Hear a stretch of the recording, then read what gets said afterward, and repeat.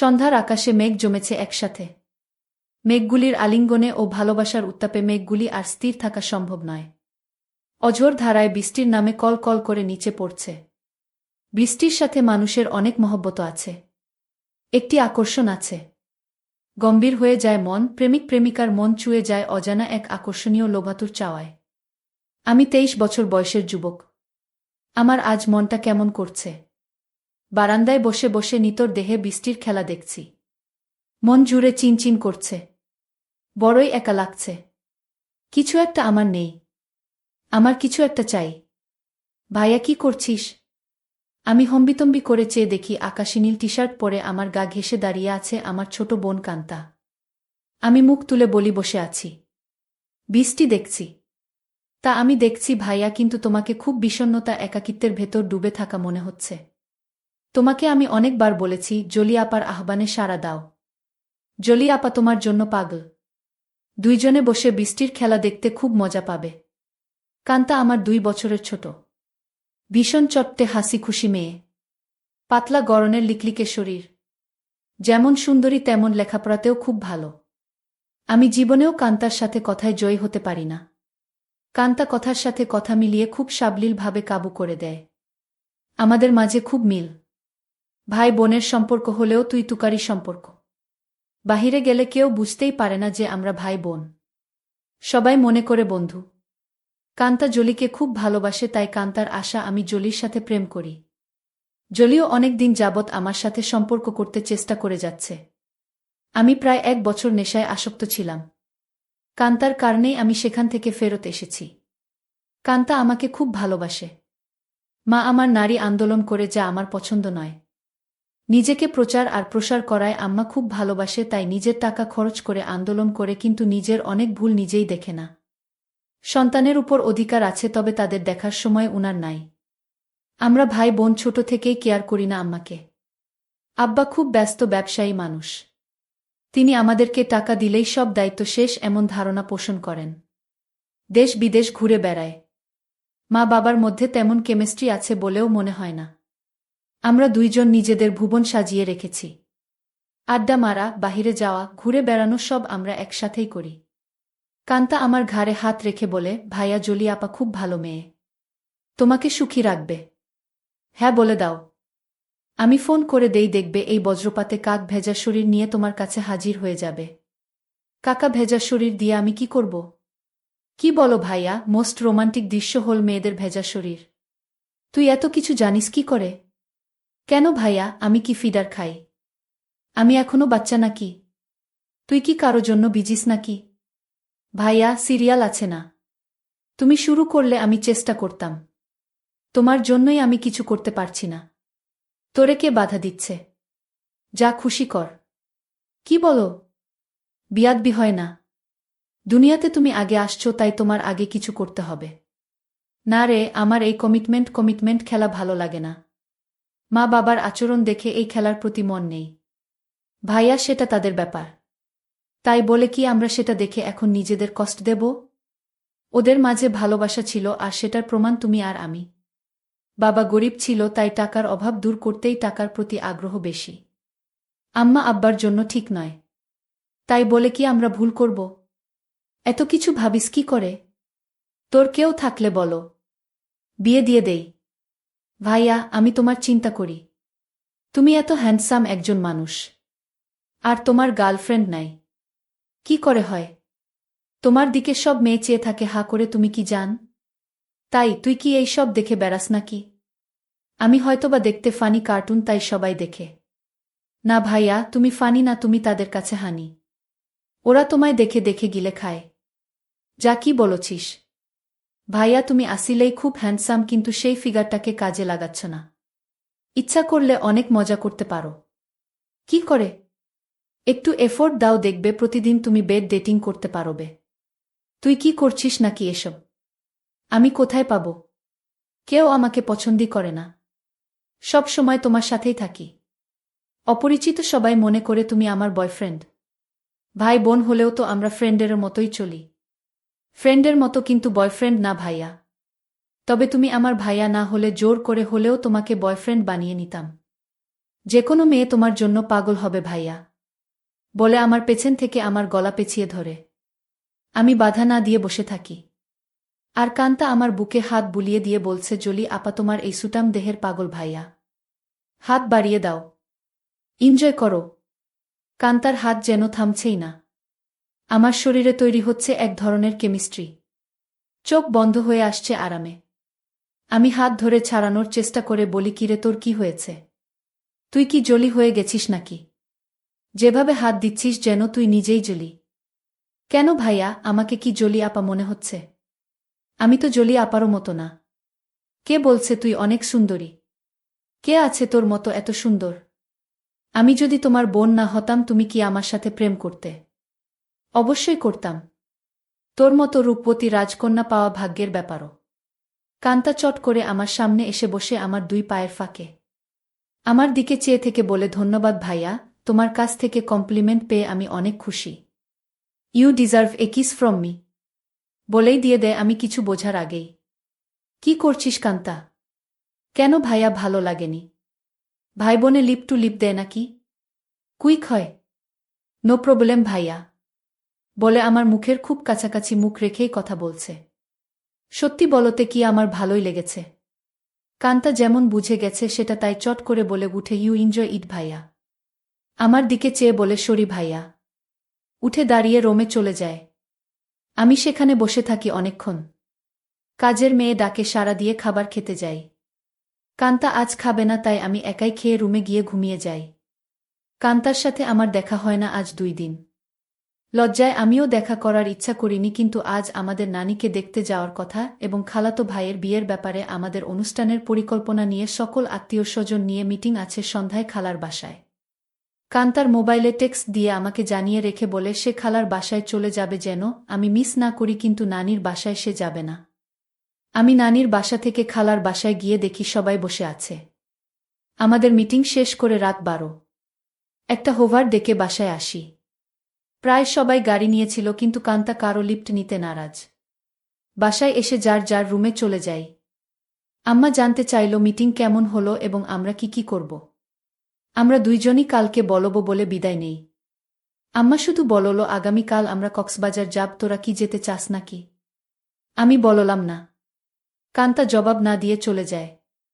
আব্বা আম্মা দুপুরের ফ্লাইটে কক্সবাজার চলে গেলে আমি আর কান্তা বাসায় বসে আছি। তখন কান্তা বলে, ভাইয়া চলো আজ আমরা বাহিরে ডিনার করি। আমি রাজি হতেই কান্তা ধন্যবাদ দিয়ে কাজের মেয়েকে বলে, আমরা রাতে খাবো না আজ। তুই ইচ্ছা করলে ছুটি নিতে পারিস। কালকেও আমরা থাকব না। আমাদের আগেই কাজের মেয়ে চলে যায় তার স্বামীর বাসায়। আমরা বিকালে বাহির হই ডিনারের জন্য। কান্তা ইচ্ছা করে খুব সুন্দর একটা ড্রেস পরে। দেখতে খুব সুন্দর লাগছিল। ড্রেস দেখে কেউ বলবে না আমি তার ভাই। ভাইয়ের সাথে ডিনার করতে যাচ্ছে। কান্তার চেয়ে থাকা যেন আমার ভালো লাগছে না। কি যেন সে বলতে চায়। কি যেন লুকিয়ে আছে কান্তার ভেতরে। ভাইয়া তুই আমার প্রতি রেগে আছিস। সেটা কিন্তু একটা ফান ছিল। কেমন করে যেন একটু বেশি হয়ে গেল, তাই না? সরি ভাইয়া, বাদ দে সেই কথা। আমরা তো ভাই বোন, কিন্তু বন্ধুও বটে। আমরা ডিনার করে রাত 10টায় আমরা বাসায় চলে আসি। কান্তা ড্রেস চেঞ্জ করে নিচে টিভি দেখতে আসলে দেখে আমি বসে আছি। ভাইয়া চেঞ্জ করে মুভি দেখব। আগামীকাল কয়েকজনকে ডেকে নিয়ে পার্টি দেব। কি বলো? বেশি না। তুই যাকে ইচ্ছা বলে দিস আসতে। আমি রাজি। যেন ওসব জিনিস না আনে। আমি একটা শর্ট পরে নিচে এসে একটা হিন্দি মুভি দেখছি। কান্তাও শর্ট পরা। মা বাবা না থাকলে আমরা প্রায় সময় তা পড়ি। অনেকক্ষণ কান্তা কোনো কথাই বলেনি। অন্য সময় মুভি পছন্দ না হলে বা সাউন্ড বেশি কম নিয়ে ঝগড়া করে। আমি প্রথম কথা বলি, কিরে কান্তা কফি খাবি? দাঁড়াও ভাইয়া, আমি বানিয়ে নিয়ে আসি। বলেই কিচেনে চলে যায় এবং কেটলিতে পানির সুইচটা দিয়ে অপেক্ষা করে। আমিও গিয়ে পাশে দাঁড়াই আর বলি, তোর মন খারাপ নাকি? কিছু তো বল। না ভাইয়া, আমার সেই ভুলের জন্য খারাপ লাগছে। কি যে বলিস, কি হয়েছে? আমি কিছু মনে করি নাই। ভালোই লেগেছে। ভালোই লেগেছে কথাটা বললাম কারণ কান্তা যেন সহজ হয় একটু। তোমার ভালো লেগেছে? তা আমি তখনই বুঝেছিলাম। কফি নিয়ে আমরা সোফায় পাশাপাশি বসে টিভি দেখছি। কান্তা আমার গাড়ে মাথা রেখে বলে, ভাইয়ে তুমি আম্মা আব্বাকে বলে আমাকে বিয়ে দিয়ে দাও। এত তাড়াতাড়ি বিয়ে করতে চাস কেন? আমি না ভাইয়া, তুমিও করো। আমাদের তো আর লেখাপড়া করে চাকরি করতে হবে না। তাহলে এনজয় করি। কি বলো? দেখলে না তুমি আমার সাথেই কি মজা পাইলে। ভাবি হলে তো আরও পেতে নাকি? কেন? ভাবির কি দুইটা মুখ? আলাদা মজা লাগত। আরে না ভাইয়া, মুখ একটা, জিহবা একটা ছাড়াও মজা লাগার আরও জায়গা আছে। আর সেদিন তুমি আমাকেই ভাবি মনে করে তোমার হাত অন্য জায়গারও খুঁজেছিল। কান্তা আমার কুলে মাথা রেখে বুক চেতিয়ে শুয়ে পড়ে। বলছি জলি আপাকে কালকে ডাক দাও আর ইচ্ছে মতো হাতাও। অনেক বড় বড় আছে জলি আপারগুলো। আমার এত বড় দরকার নাই। ছোটই ভালো। ছোট ভালো বলে আমার গুলির দিকে কুনজরে দেখছ কেন? কি বলছিস? আমি কুনজরে দেখছি তা তুই কি করে বুঝলি? ভাইয়া আমার মাথার নিচের থেকে সংকেত দিচ্ছে। আমি টের পাচ্ছি বলেই হা হা করে হেসে উঠে বসে আর বলে, ভাইয়া আমি এখন জলি আপাকে ফোন দেই। এই ধুপসি মোটা জলি আমার লাগবে না। এই কথাই তো আম্মু বলছিল আর তুই চলে আসলি। দিয়ে দিব, নিয়ে যেও, পার্টনার হতে চাই বলে চলে গেল। আম্মু আবার বলে, এই অঙ্কিত কিছু বলো না। আমার এখন চাই। এখন কোথায় কি করে হবে? শত শত মানুষ। আমি জানি না, তুই একটা কিছু কর। নয়তো সবার সামনে খুলে ধরব কিন্তু। আম্মু কথা শেষ করতে না করতেই ফোন বেজে উঠে। আম্মুর খুব ঘনিষ্ঠ বান্ধবীর স্বামী কার অ্যাক্সিডেন্ট করেছে। আম্মুর সাহায্য চায়। আম্মুর পরিচিত হাসপাতালে আছে। ওদের অবস্থা তেমন ভালো না। আম্মু সবার কাছে বলে কিছুক্ষণের জন্য যেতে চায়। সাথে আমাকেও নিয়ে যেতে চায়। সবাই তাড়াতাড়ি চলে আসার কথা বলে দেয়। কান্তা আমার পাশে এসে বলে, ভাইয়া কি খবর আম্মু? দেখি তোমাকে ছাড়া এখন চোখে পথ দেখে না। কি ব্যাপার? আম্মু কান্তাকে বলে, তুই যদি যেতে চাস চল আমাদের সাথে। না আম্মু, তোমাদের ডিস্টার্ব হবে আমি গেলে। আমি এখানেই আছি। সোহান ভাইয়ার ড্রাইভার আমাদের নামিয়ে দেয় হাসপাতালে। আম্মু ডাক্তারের সাথে দেখা করে বলে, উনি আমার রোগী। আপনারা চিকিৎসা করুন। টাকা পয়সা আমি দেখব। আম্মুর বান্ধবী শিলাকে সান্ত্বনা দিয়ে বলে, চিন্তা করিস না, ঠিক হয়ে যাবে। তোরা কোনো টাকা দিস না। আমি পরে এসে সব ঠিক করব। তোর কাছে টাকা না থাকলে বলিস। সোহানের বিয়ে বাসায় বহু মেহমান আমার জন্য অপেক্ষা করছে। আমি এখন যাই।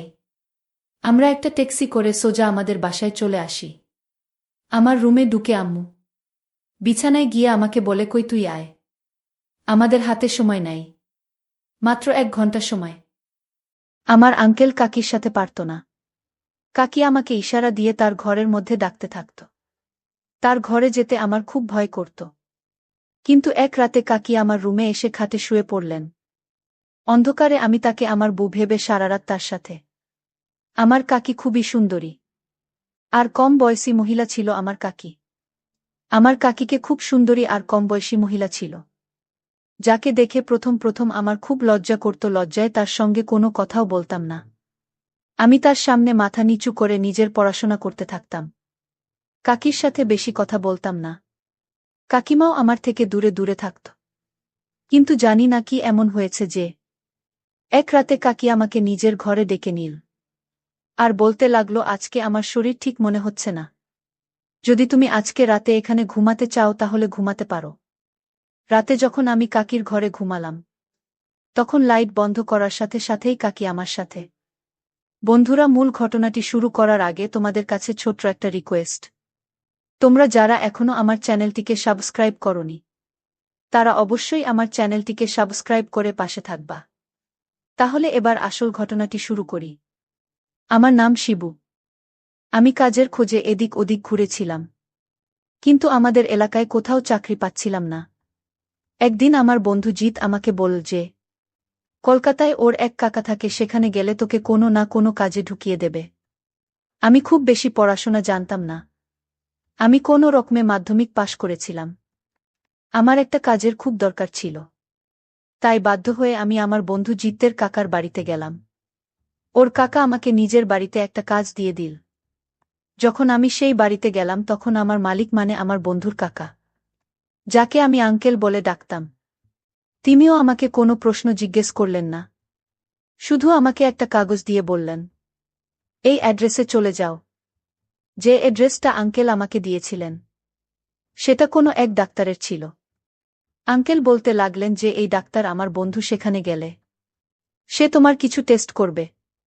যদি সেই টেস্টের রিপোর্ট পজিটিভ হয় তাহলে তোমাকে এই কাজ দিয়ে দেব, না হলে নয়। আঙ্কেলের কথা শুনে আমি হতবাক হয়ে গেলাম যে আঙ্কেল আমার কী ধরনের টেস্ট করাতে চাইছেন।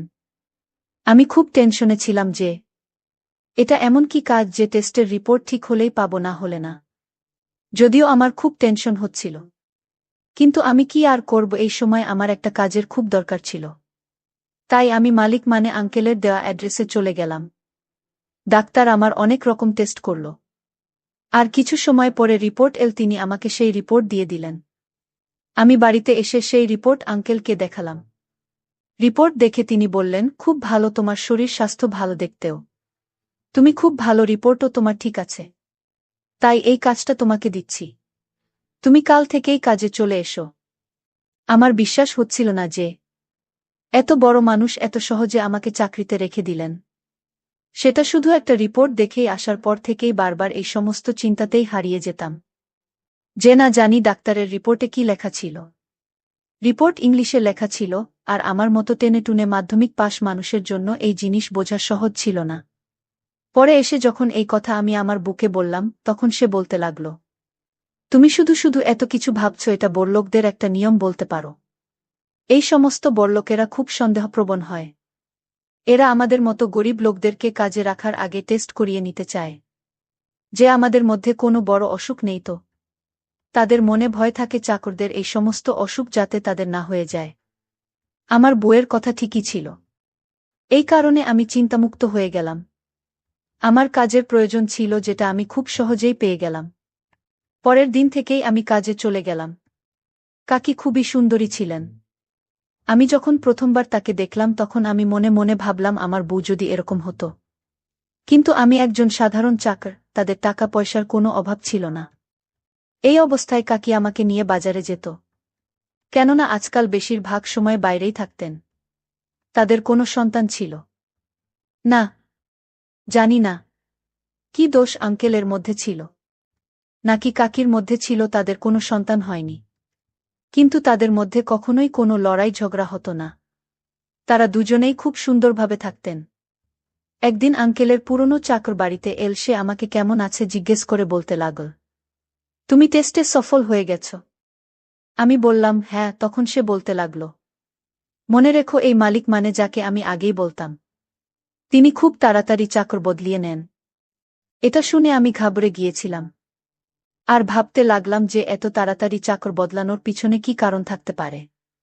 পুরনো চাকর আমাকে ভয় পাইয়ে দিয়েছিল।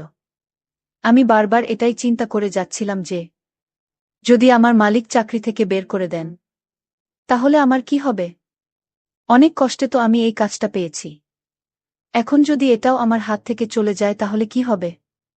এই কারণেই আমি আঙ্কেল আর কাকিকে সমস্ত দিক থেকে খুশি রাখার চেষ্টা করতাম, যাতে তারা আমার উপর বিরক্ত না হয়।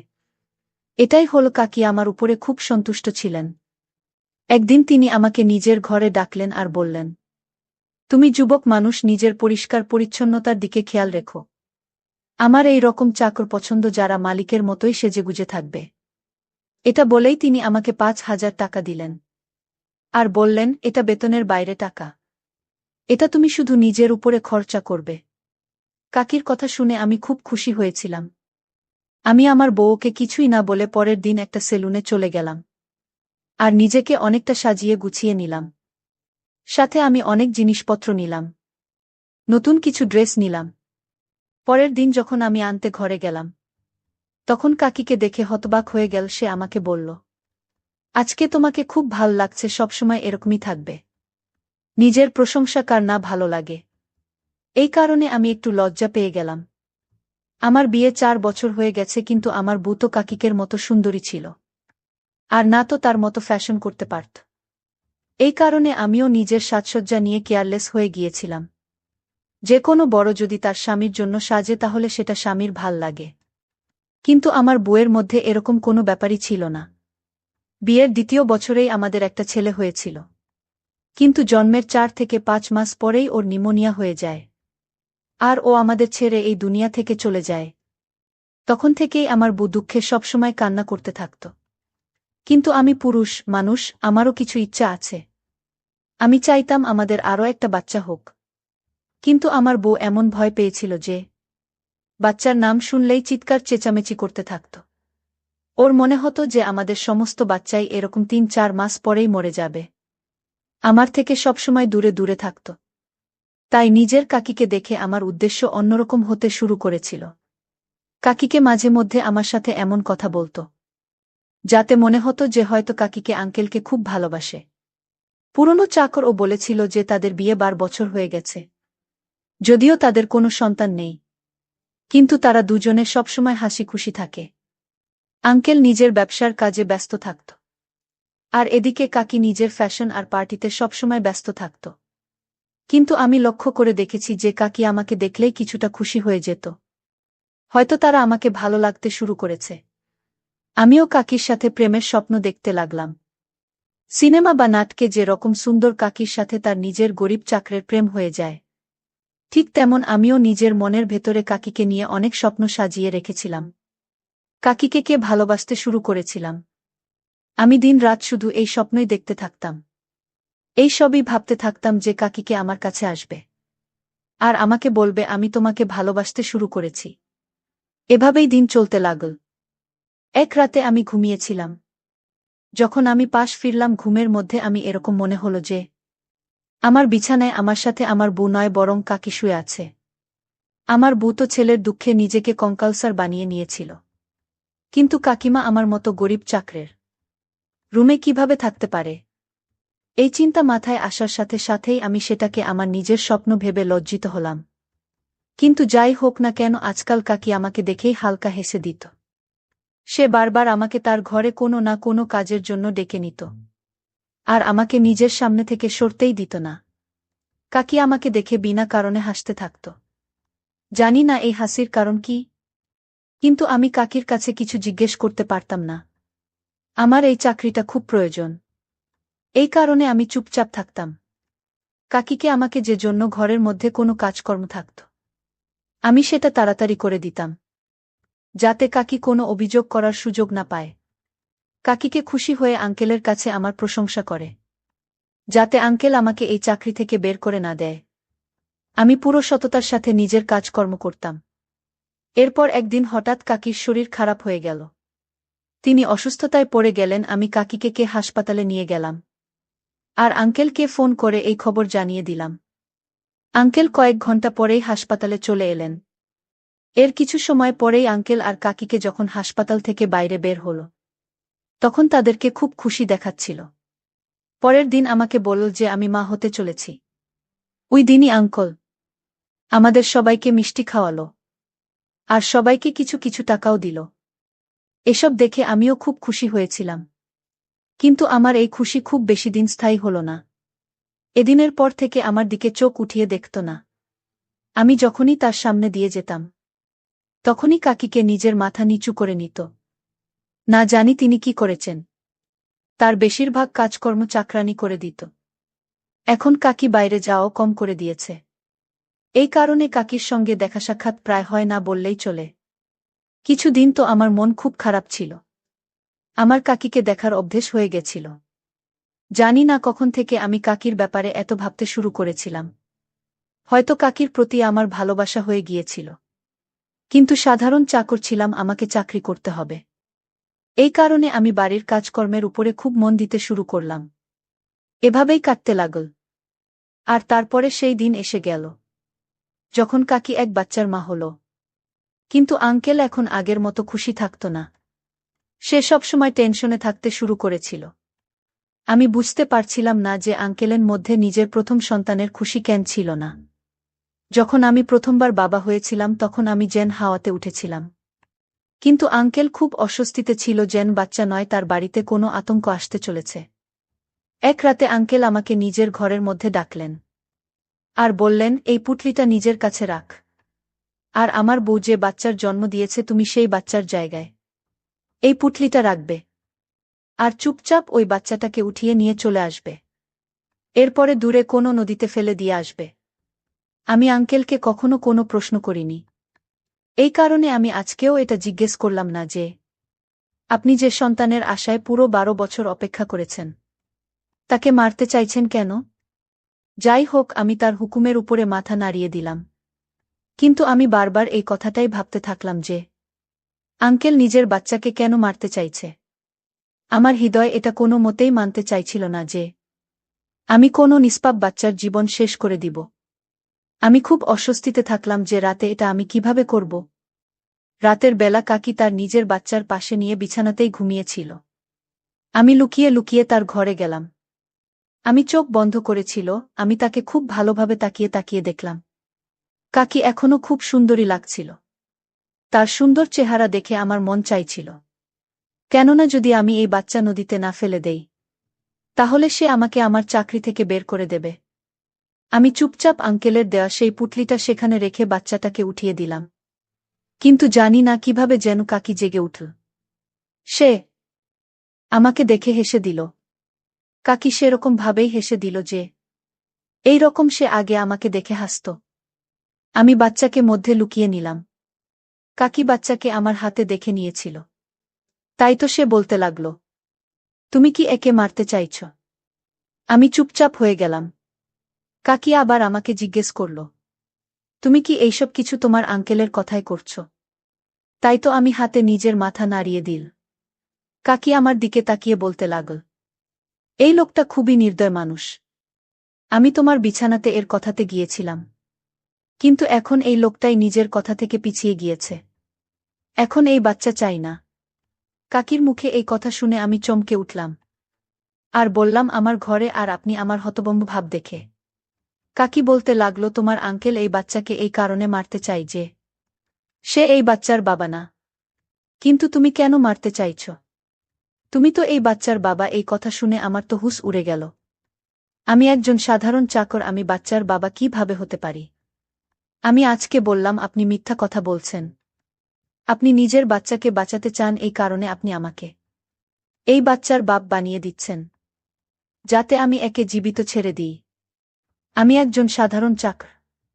আমি তো কখনো আপনাকে সাথে কিছু। আমার এই কথা শুনে কাকি হাসতে লাগল। এরপরে কাকি বলল, এই বাচ্চাকে নদীতে ফেলে না। কেননা এই বাচ্চার বাবা তোমার আঙ্কেল না, বরং তুমি। কেন না তুমি আমাকে? আমি কয়েক রাত তোমার বউ হয়ে তোমার বাড়িতে তোমার ঘরে ছিলাম। এটা শুনে আমি চমকে উঠেছিলাম যে এটা কি ধরনের ফাইজলামি।